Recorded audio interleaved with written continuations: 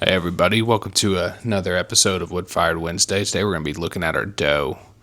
Our dough just contains flour, water, and sourdough starter, which is just flour and water as well. We're constantly fighting temperature increases, so we start off with really, really cold water. I try to get it to around 48 degrees. And the first thing we do is an autoly, so I'm mixing the water and quite a bit of flour. We use King Arthur Special Patent, which is a bread flour. It's a higher gluten than a normal all-purpose flour, but we're about 10% whole wheat, 90% bread flour. We're gonna add all the flour and the water into the mixer here, and we're gonna mix it for about 10 minutes. Really, what I'm more concerned about keeping track of is the temperature. I don't want that dough to get too hot. At this stage, I want to keep it at about 70 degrees or lower.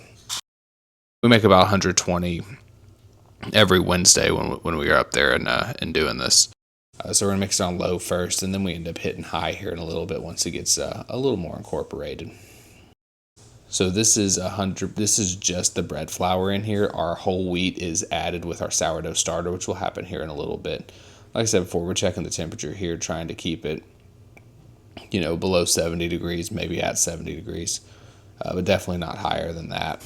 If you don't have a commercial mixer, then you probably don't know this, but it adds a lot of heat due to friction. Here we go.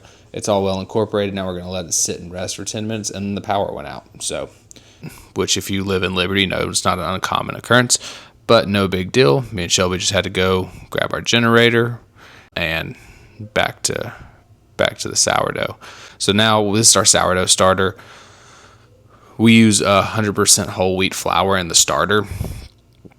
And so as it mixes in there, we get, like I said, about 10%. As you can see, it kind of get those little flakes in there and kind of that brownish look to it. That's from the whole wheat from the starter. And the last couple of minutes, we add in our salt. Once again, we're trying to keep a close eye on that temperature, making sure it doesn't get too hot. We try to keep the target dough temperature at around 77 degrees. And that is 60 dough balls right there worth of dough. And we'll do some coil folds here to help kind of build that gluten structure. Here we have our window pane test. This is to see if the gluten development is good or not. And now we measure and weigh.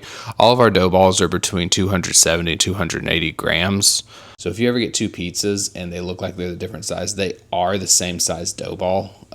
Sometimes they just stretch a little differently, and sometimes with the way they're launched into the oven, you can get some different shapes where they're more oblong and football shaped. But every dough ball is the same size.